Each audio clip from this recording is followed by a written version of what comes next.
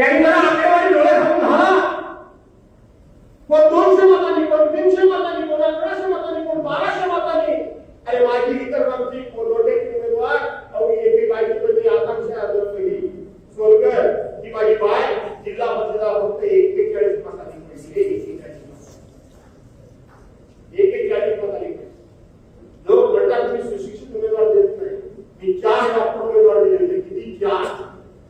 Doctor Gova Jadhav, doctor Shaniya Kamble, doctor Mamta Kamble, doctor Preeti Manohar आणि मोठी आमची दिली होती जोसना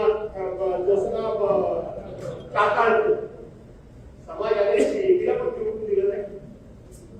कुठल्या तोंडाने तुम्ही आम्हाला तत्वज्ञान सांगता राजकारण्याला? कुठल्या तोंडाने सांगता राजकारण्याला तत्वज्ञान? कुठल्या तोंडाने सांगता निष्ठेच्या गोष्टी? कुठल्या तोंडाने सांगता तुम्ही आम्हाला या ठिकाणी समाजाच्या हिताच्या गोष्टी? कुठल्या सांगता धनशक्ती ज्याच्या विरोधात जनशक्ती जिंकते? कुठल्या तोंडाने सांगू शकता? कुठल्या तोंडाने सांगू शकता? काही नाही. चांगुलपणा फक्त राजकारणी लोकांनी राखायचा आणि बाकीच्यांनी मात्र जंगल करायचं. जंगल करायचं. आज या सगळ्यांच्या समोर तुम्हाला मी आज सांगतो, तुमचा मी सत्कार जाणीवपूर्वक करतोय. थोडं भाषण लागलं तरी चालेल का? नाही चालेल. अरे पैसा पैसा म्हणजे काय पैसा? किती पैसा वाटायचा? ते सदानंद चव्हाण गेल्या 20 वर्षात त्याचं नाव नाही घेतलं, टीका पडलेली ती बाबाची. सदानंद चव्हाण शेतकऱ्यांच्या समोर निवडणुकीला पराभूत झाले. बरोबर आहे? तुम्ही होते त्यांच्याबरोबर पाठवले. बरोबर होतं का? तुम्ही पण होतात, सगळे होतात ना? त्यांनी काय सांगितलं? माझ्याकडे पैसा नाही. बरोबर? पैसा नाही म्हणून मी हरलो, पैसा नाही म्हणून मी कमी पडलो. आणि ते सदानंद चव्हाण नुसते गावागावात जायचे. तुझ्या देवळाला 1 कोटी रुपये, 1 कोटी रुपये. तुझ्या देवळाला काय 5 स्टील पाहिजे? आता पाठवू. तुला काय 500 कोटी सिमेंट पाहिजे? आता पाठवू. तुझ्या काय पोराला काय 25 लाख रुपये पाहिजे? आता पाठवू. अरे हे पैसे आले कुठून? हे पैसे आले कुठून? यांच्या स्वतःच्या निवडणुकीमध्ये खर्चाला पैसा नव्हता म्हणून मी पराभूत झालो सांगतात. ते आता कोटीच्या गोष्टी करतात. तुला किती कोटी, तुला किती 25, तुला किती 50. बोल फक्त. कुठून आले पैसे? आले कुठून पैसे? अरे मोदींनी तर 8 नोव्हेंबर 2016ला नोटाबंदी केल्या ना. देशाच्या पंतप्रधानांनी नोटाबंदी केल्या. अरे ह्याच्याकडे नोटा येतात कुठून एवढ्या? हे एक उदाहरण सांगितलं की वाशिष्ठी डेअरी, ती वाशिष्ठी डेअरी इतक्या शेतकऱ्यांना वादान ठरलं असं मला वाटलं. इतक्या शेतकऱ्यांचं आर्थिक त्या ठिकाणी घडी बसवेल आणि आर्थिक मदत होईल लोकांना. ती वाशिष्ठी डेअरी अधिक सक्षम व्हावी म्हणून आम्ही बघितली. आणि त्या वाशिष्ठी डेअरीमधून आता एवढं काय मदत केली ती काय गरजच नाही. नुसता पैशाची पोती घेऊन फिरताय. तुला किती, तुला किती, तुला किती, तुला किती, तुला किती. कुठून आला पैसा? हा पैसा आला कुठून? पण आज सांगतो तुम्हाला, जे काय व्हायचं ते होईल. पण असा जर पैशाला जर समाज विकला जायला लागला तर असे प्रामाणिक कार्यकर्ते आता समाजामध्ये पुन्हा उभे राहणार नाही. लक्षात ठेवा. समाज लोक जशी विकायला लागली असे प्रामाणिक कार्यकर्ते पुन्हा मिळणार नाही. पुन्हा मिळणार नाही. आणि मग तत्वज्ञान सांगणाऱ्या लोकांनी तत्वज्ञान सांगण्याच्या भानगडीत पडू नका. अजिबात पडू नका. तत्वज्ञान सांगायच्या भानगडीत. तत्वज्ञान सांगायच्या, मोठ्या मोठ्या गोष्टी सांगायच्या. तुम्ही त्या पालकमंत्र्यांचं सांगितलं की मी आता क्लिप पण तुमची ऐकली सांगतो. लय बरोबर बोलतो वेळ. मी कधी टीका नाही करत त्याच्यावर. लय बदमाश, 1 नंबर बदमाश. खोटं कसं बोलावं आणि लोकांच्या पोटात सुटण्याच्या वेळी जावं नाही. मला तर सुद्धा घ्यायचं आहे पोटात सुटणार. याच्या एका शिंदेच्या समोर भाषण केलं.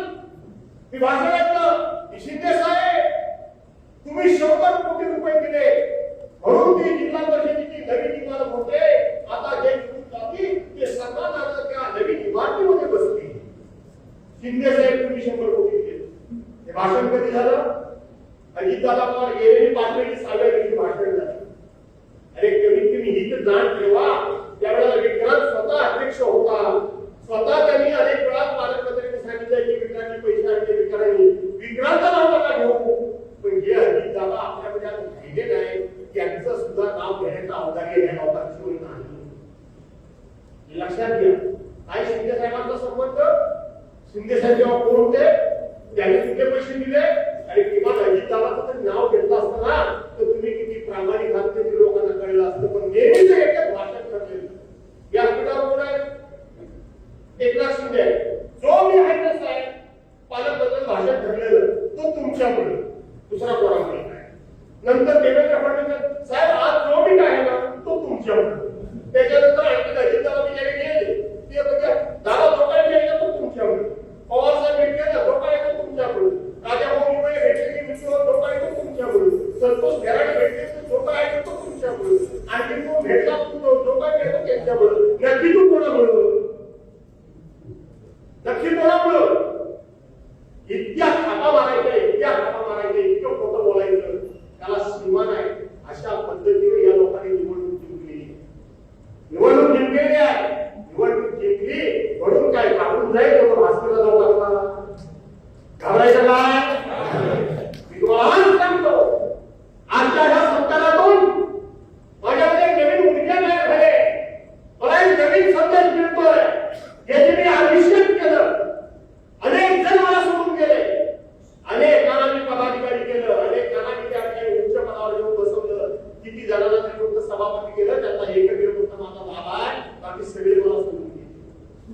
या बाजारमध्ये ज्याला केलं त्याचा एकाला राहिला असेल बाकी सगळे सोडून गेले. पण ते सोडून जाताना माझ्यावर कोणीही असं म्हटलं नाही की भास्कररावांनी आम्हाला त्रास दिला, भास्कररावांनी आम्हाला कधी आर्थिक मागणी केली, भास्कररावांनी आमचं काम कधी केलं नाही, असं एकही आरोप असू शकत नाही. कारण निवडणुकीला सुद्धा मी कधी कोणाकडे 5 पैशाची अपेक्षा केलेली नाही. आणि कुठं कार्यक्रमाला जात असताना आरती समोर आली तर बाजूच्याला मी आर्थिक पैसे कधी टाकून दिलेले नाही. माझ्या खिशातलेच पैसे मी टाकले.